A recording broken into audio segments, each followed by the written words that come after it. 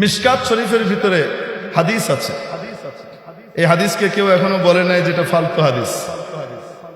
এই হাদিসকে সকল হাদিস বিশারদরা এটাকে উঁচু মানের গ্রহণযোগ্য হাদিস হিসেবে স্বীকৃতি দিয়েছেন।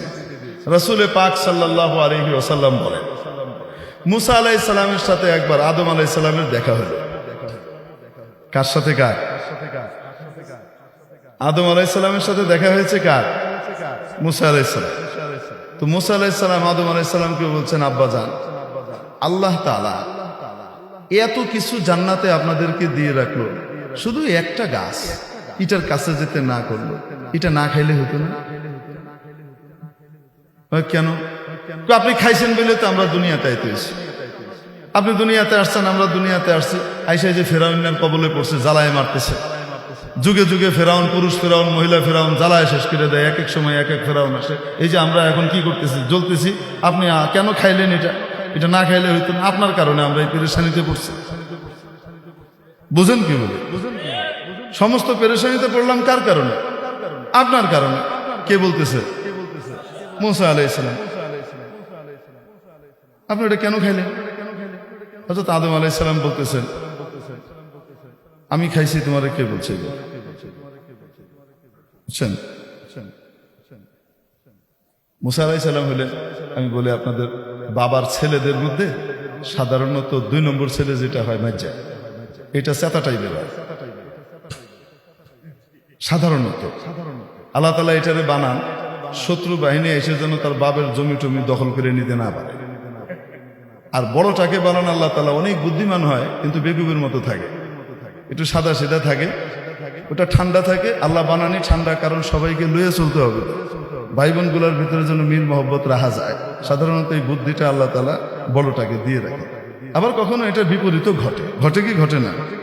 তো আদম আলাইহিস সালামের যে পোলাপাইন আছে, এরা সবাইকে সমান।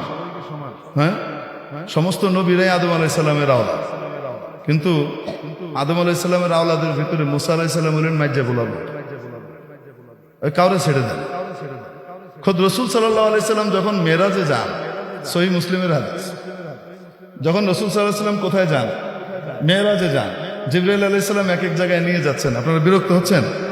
আচ্ছা, নিয়ে যাচ্ছেন, এক এক আসমানে যান, এক এক নবীর সাথে দেখা হয়। এবং মুসা আলাইহিস সালাম পরিচয় করিয়ে দেন। প্রথম আসমানে দেখা হয়েছে হযরত আদম আলাইহিস সালামের সাথে।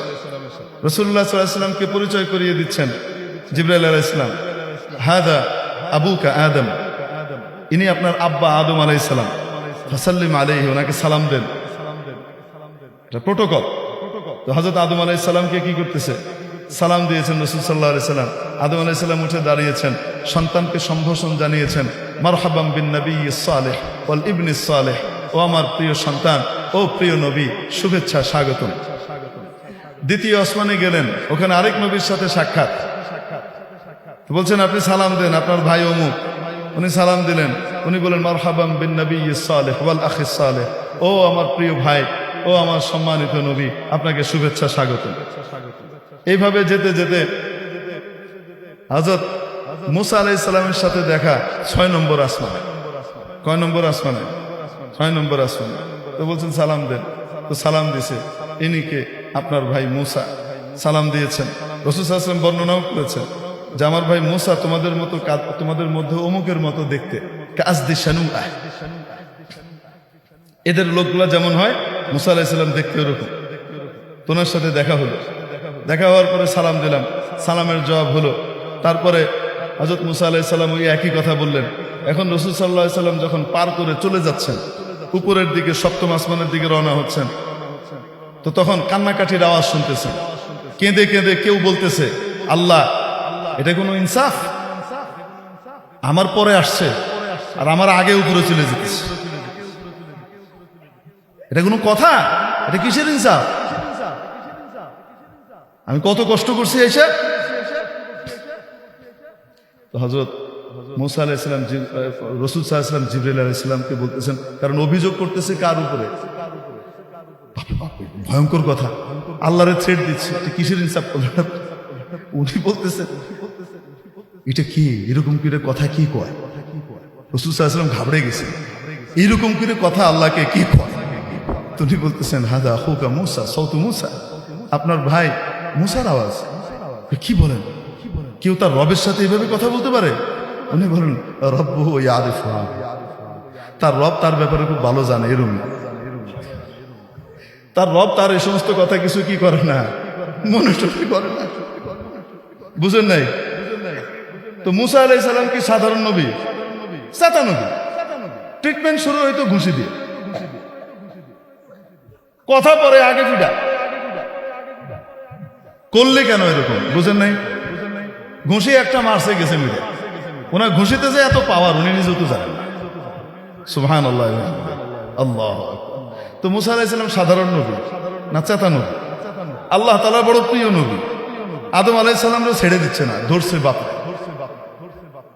বুঝতে পারছেন? বাবারে ধরে বলতেছে, আপনি এই জিনিসটা না খাইলে কি হইতো না? আপনি সারা জান্নাত ভর্তি জিনিস সারা জীবন খেয়ে শেষ করতে পারতেন না, ওই একটা খায়া আপনি অনার সৃষ্টি করে আইলেন। দুনিয়াতে আসলে আমাদেরকে জ্বালা যন্ত্রণা ভোগ করতে হচ্ছে, আপনার কারণে আমাদেরকে সব দুনিয়াতে এসে পরীক্ষা দিতে হচ্ছে আর কষ্ট করতে হচ্ছে। আদম আলাইহিস সালাম তো তার রব যেহেতু ওনার বান্দার এই ভাষা সম্পর্কে বুঝে, তো বাপও তো বুঝে, তো বাপও রাগ করতেছে না, চপ কোথাকার তুই আমার লগে এইভাবে কথা কস, এটা করতেছে। বাপ ঠান্ডা, বাপ বলতেছে আমি এরকম করে খাইছি তাই আমাকে দুনিয়া আসতে হয়েছে, তোমরা এসো। কে বলছো তোমাকে? তুমি ছিলা তো? আমি থাকি আর না থাকি তাওরাতের ভিতরে আছে। আমার কাছে যে আল্লাহ তাওরাত কিতাব নাজিল করছেন সেই কিতাবে আছে, আপনি কাম ঘটাইছেন। তারপরে আমরা আসছি। তাহলে আদম আলাইহিস সালাম রাগ না। আদম আলাইহিস সালাম জিজ্ঞেস করে, আচ্ছা তাওরাতের ভিতরে আছে? হ্যাঁ। তুমি তোমার তাওরাত সম্পর্কে জানো? তাওরাত কবে লেখা হয়েছে? হ্যাঁ, জানবো না কেন? কবে লেখা হয়েছে? আপনার জন্মের 50,000 বছর আগে লেখা হয়েছে। আরেক রাতে 40,000 বছর লেখা আছে। 50,000 বছর আগে লেখা হয়েছে। ও, আমার জন্মের 50,000 বছর আগে তোমার তাওরাত লেখা হয়েছে? হ্যাঁ, তাওরাতের ইতিহাস আমার উপরে তাওরাত নাযিল হয়েছে, আমি জানবো না?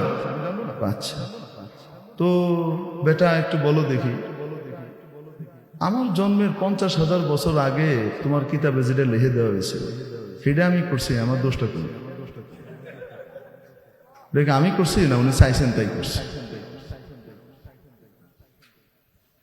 আরে পরের কথাটা হাদিসে নাই, আমি বলতেছি।